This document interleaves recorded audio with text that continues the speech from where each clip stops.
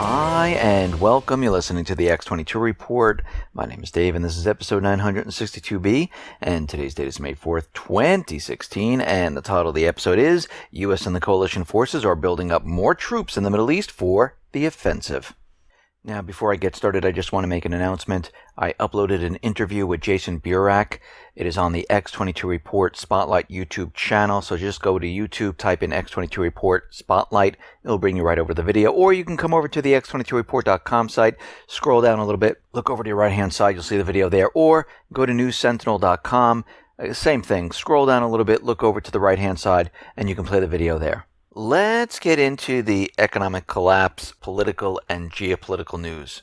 Now, we've been following Ukraine quite a bit here, and we've been watching what has been going on.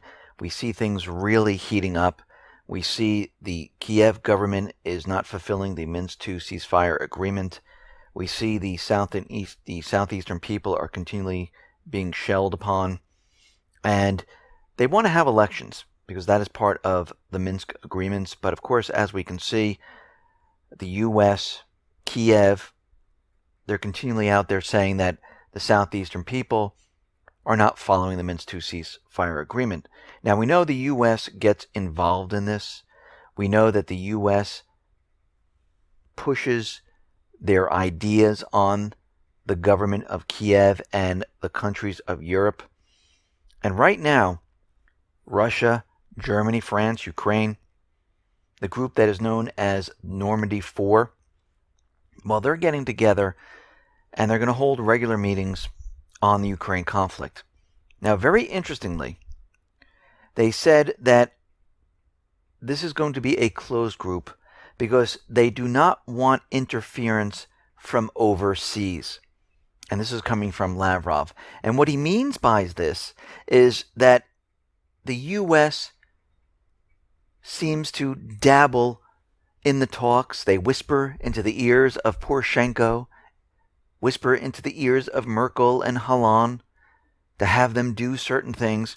And they want this completely separate and apart, and they don't want the U.S. involved at all, because they do believe that Europe and Russia and Ukraine can resolve this issue. Now remember, Europe is hurting right now because of the sanctions. The French government would like to get rid of the sanctions at this point because it's saying it's hurting their country. Now Russia, they're going to form 3 new divisions to counter the buildup of NATO around their country. Now, as we know, in the Baltics, throughout Europe, we see that NATO, the United States, they're bringing in military assets, they're bringing in troops. And right now, Russia's looking at the situation, and they know what's going on here. They realize NATO is completely setting all of this up for World War III.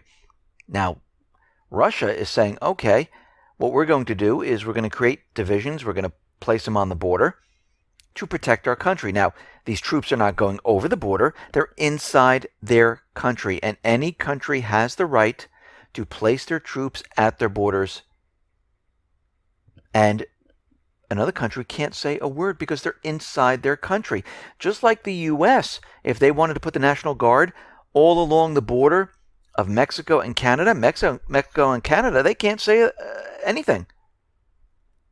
Now, these other countries, like the Baltic countries, they have their military assets, their troops right there on the border, and they're there first. That's their right. And it is the right of Russia to say, okay, if you're going to do this, we can place the troops on our borders. Now, out in Pakistan, it looks like Washington is going to be pulling the funding on the deal of the F-16s. They're not going to subsidize them. They want Pakistan to pay for the jets. And yeah, if they want the jets, they should pay for them. Now, we've been talking about Turkey and how the EU Commission is going to be looking at the visa-free travel for 80 million Turks. They had to meet certain requirements, and it looks like at this point, the European Commission today is proposing to lift the visa requirements for the citizens of Turkey. Now, the deal is not yet done. The EU governments and the European Parliament still have to approve the visa-free travel for Turkey. But it looks like this is just a formality at this point, and it looks like they're going to go ahead with it, and they will get this. Now, we understand out in Libya, the Libyan unity government, they are trying to take control of the country, and they're having a very tough time. The people don't want them there. The parliament at this point, they are not voting on if the unity government should become the government or not. They're stalling at this point. And the unity government is getting very angry, and they're trying to push the parliament into this vote. Now, why are they pushing so hard? Well, the US, UK, and the other countries are directing the unity government to get control of the country. Because the US, UK, Italy, Egypt, they're all prepared to go into Libya. They're on standby right now. They've been flying reconnaissance flights all over the place. They have ships right off the coast of Libya. Troops are prepped and ready to go. They're just waiting for the call. And right now, the parliament is doing absolutely nothing. Now, the United States government central bankers, specifically John Kerry, he has been in talks with Lavrov. They're trying to come up with this ceasefire deal in Aleppo. They extended the ceasefire deal in Damascus, and it looks like the ceasefire deal in Aleppo has gone through. But very interestingly, John Kerry was trying to convince Russia that al-Qaeda should not be attacked during the cessation of hostilities. And Russia came and turned around and said, whoa, just a minute. Under UNSC resolutions, they are terrorists. And because they are terrorists, we can fire upon them. Now, think about this for a second. They've been telling us al-Qaeda, they are terrorists, they were involved in 9/11, and we need to be afraid of them.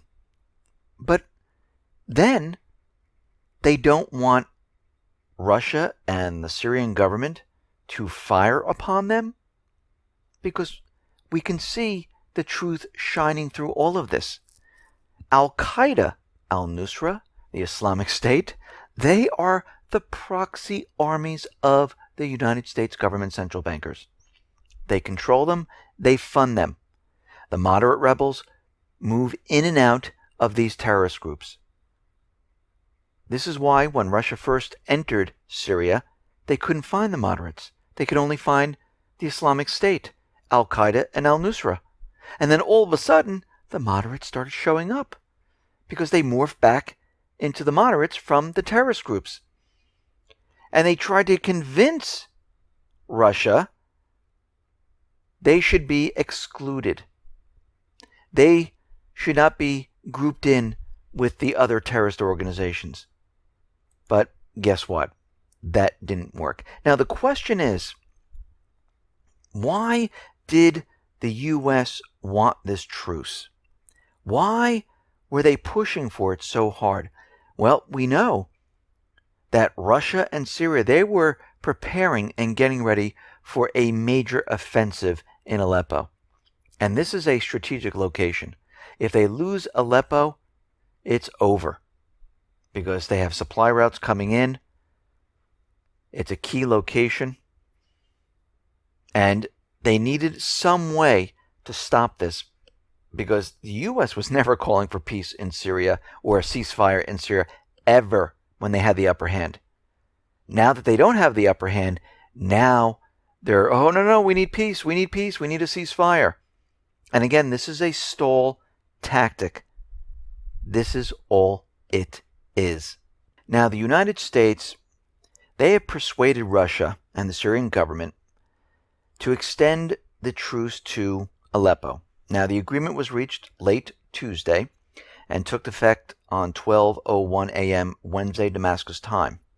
And it looks like at this point, they're going to hold off. There's still some fighting going on there, but it doesn't apply to the Islamic State, Nusra Front, al-Qaeda, or any other terrorist group. Now, the U.S., as we know, they're using this as a stall tactic. Now, what we've learned is that the United States has had 6,000 al-Qaeda operatives come through Turkey into Syria, into the Aleppo region.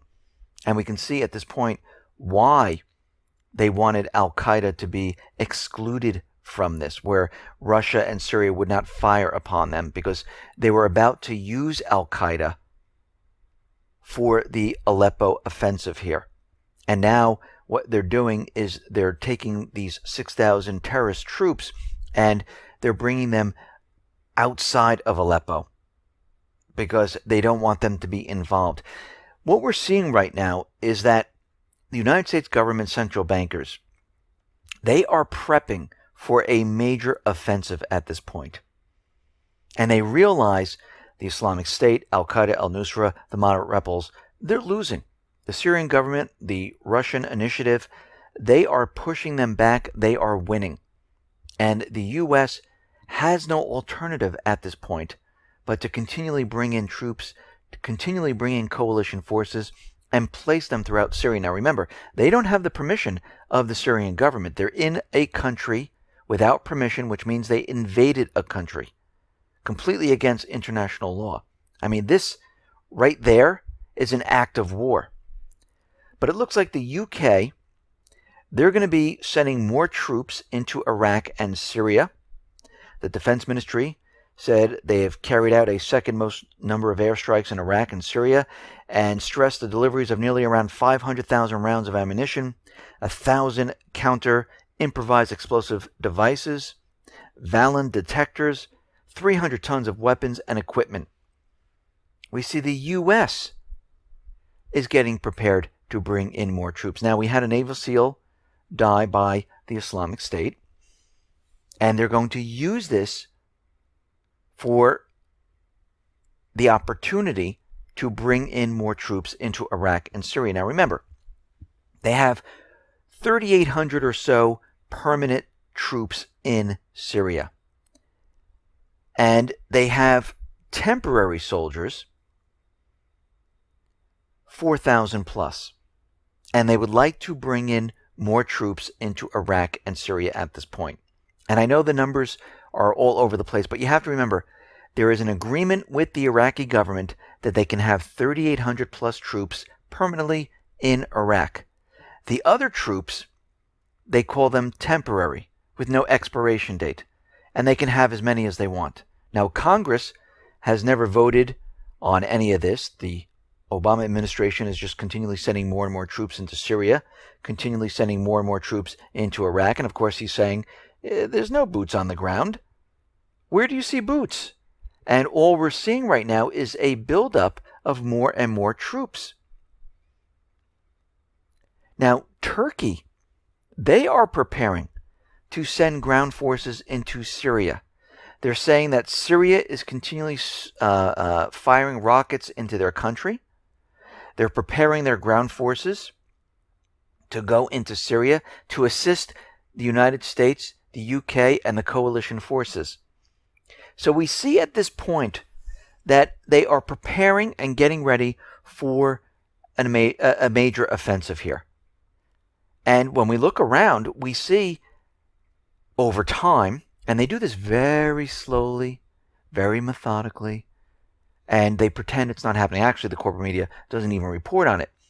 But we see that there are 2 bases up in Syria. They extended the 2 bases. Fighters will be coming into those areas. C-130 transport planes will be able to land in this area. We see more and more special op teams from the U.S., from UK coalition forces, all piling into Syria. Germany is upgrading a base in Incirlik to bring in troops and tornadoes. We see Turkey right now has gotten advanced missile weapons to place right on the border there that reach 90 kilometers. To keep that corridor open for the terrorists, for the moderate rebels, which is all one and the same, because they need the supply chain to continually happen in Syria. We see that the U.S. was begging Russia for a ceasefire in Aleppo because they don't want to lose Aleppo at this point. And we see states of emergency all over the place. And what we're seeing right now is they're preparing and getting ready. And slowly but surely, every couple of weeks, they're bringing in more equipment, more troops, getting prepared for what is coming. We're just waiting for the big bang. Russia understands this. Russia realizes what they're doing at this point. This is going to be an all-out war. Because we know that Russia and the Syrian forces, they're not going to allow the United States and the coalition forces to remove Assad. It's not going to happen. The U.S. already sees from the elections that the people support Assad. Assad brought Russia in. Assad liberated towns, villages. The torturing, the destruction was caused by the U.S. and by the terrorists. The people know this. And the people are speaking out. And they're sending a message to the U.S. We want Assad. Even one of the senators here in the United States has said that there's a lot of disinformation going on around here. A lot of the information that he's getting is unreliable. He met with Assad. And that's Senator Black. And what we're seeing right now is they have no alternative. And they're going to come out with guns blazing. They're going to use some type of false flag. They're going to use something to get this war started. Because if they can't reach Assad, they're prepared and ready to go after Russia. And I've said this many times before, most likely we're going to see a huge event. Where it's going to happen exactly, we don't know. But we know it's going to happen in multiple locations. And we see already the watchdog that is looking over the chemical weapons. They're saying that there are signs that the proxy army of the United States government central bankers, the Islamic State, al-Qaeda, the terrorist organizations, they have strong suspicions now that they have chemical weapons. Now, where did they get the chemical weapons from? Well, we know where they got the chemical weapons from. They got them from the United States government central bankers. They got them from all the other countries covertly. And they're warning everyone that they have indicators that these weapons might be used in the West. And they might launch terror attacks in the West. And they want the international community to be vigilant. Should they attempt to use these weapons? Now remember, the event that they use next has to be horrific. It has to be extravagant. It has to be something that we've never seen before. And it can't be in a small little area. It has to be in multiple locations, and it has to go big. And they need to wrap all of this up. Now, it doesn't mean that it's all going to happen in the same day. I think the physical attacks most likely will hit the cities all on the same day. And I'm not saying it's going to hit every single city, but they need at least to do 4 or 5 of them throughout the United States, throughout Europe, in the different countries, Canada, Australia, wherever they're going to do it. And I think a couple days later, when they start to shut things down and say, okay, what's going on here? I think then we're going to see some cyber attacks. And this is very easy for them to say we were cyber attacked because they don't have to prove anything. Just like when North Korea, hit Sony. There was no proof. Actually, it wasn't even North Korea. When they said China and all the other countries were cyber attacking, it is very difficult to track down an advanced actor attack because they bounce it off many, many servers. They cover their tracks very, very well, and it's difficult to pinpoint because if they had this ability, you would be receiving no spam. All that would be blocked. It'd be so easy. But guess what? They don't block it. Spam continually flows in. Criminals still have the ability to hit different areas, and they can't track down those criminals. But a split second after a cyber attack, they know exactly who it is. North Korea, Russia, China. That's how you know it's a false flag. And it looks like we are getting closer and closer to that point because as this economy continually falls apart, you have to remember all of this is connected.